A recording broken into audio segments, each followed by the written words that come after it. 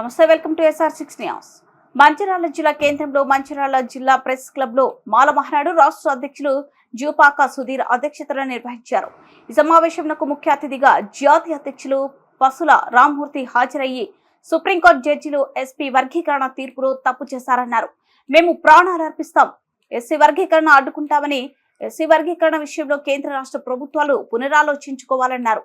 Supreme court జడ్జిలు 341 article ని మార్చారన్నారు. Hello మాలచలో Delhi కరపత్రం ఆవిష్కరణ చేశారు. ఈ నెల 11, 12 తేదీలలో ఎస్సీ వర్గీకరణను అడ్డుకోవడానికి వేలాదిగా మాలలు తరలి రావాలని పిలుపునిచ్చారు.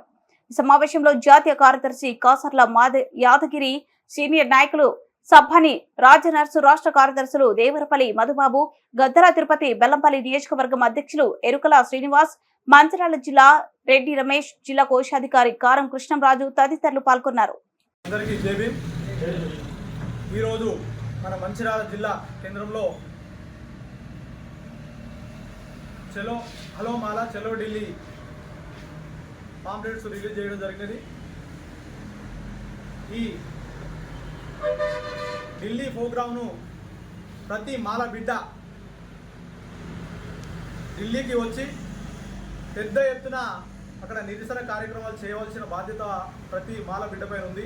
ఎందుకంటే మనల్ని కేంద్ర ప్రభుత్వం కానీ ఈ రాష్ట్ర ప్రభుత్వాలు కానీ విడదీసి పరిపాలించాలనే ఆలోచనలో ఉన్నాయి.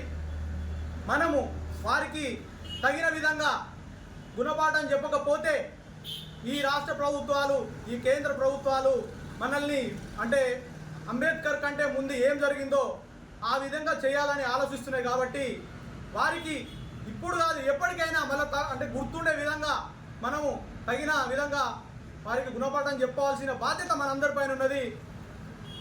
కొన్ని సంవత్సరాలకు ముందు మందకృష్ణ మాదిగా మన అందరు మంచి కలిసి ఉన్న మన అందరినీ విడగొట్టాలని అంటే ఓ నాయకుడు చెప్పిండా లేకపోతే తనకు తను ఆలోచించడో తెలియదు. కానీ ఈ పేరు చెప్పుకొని 1000 కోట్లు సంపాదించుకున్న మందకృష్ణ మాదిగ గారు ఇవాళ కోర్టులో సుప్రీంకోర్టు ఒక నిర్ణయం చేసి మీరు అంటే ప్రతి రాష్ట్రంలో రాష్ట్ర ప్రభుత్వాలు మీరు అంటే వర్గీకరణ చేసుకోవచ్చు అని ఒక నిర్ణయం చేసినాయి. కానీ ఇది చాలా పెద్ద తప్పు. ఎందుకంటే అందరు కలిసిమెలిసి ఆరాగా మంచిగా ఉన్నారు.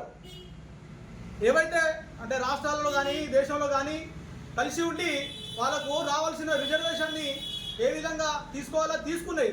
కానీ ఈ ప్రభుత్వాలు అంటే వీళ్ళు ఇంకా కలిసి ఉంటే మనము ఫ్యూచర్లో ఎదగాలంటే అంటే మాకు సీట్లు ఏడ తగ్గిపోతాయో, వీళ్ళు కలిసి ఉంటే మనము బతకలేము, ఆ ప్రభుత్వాలు వాళ్ళే వచ్చి గద్దెనేడ కూర్చుంటారో అని ఆలోచించి ఇలాంటి నిర్ణయాలు తీసుకుంటున్నారు.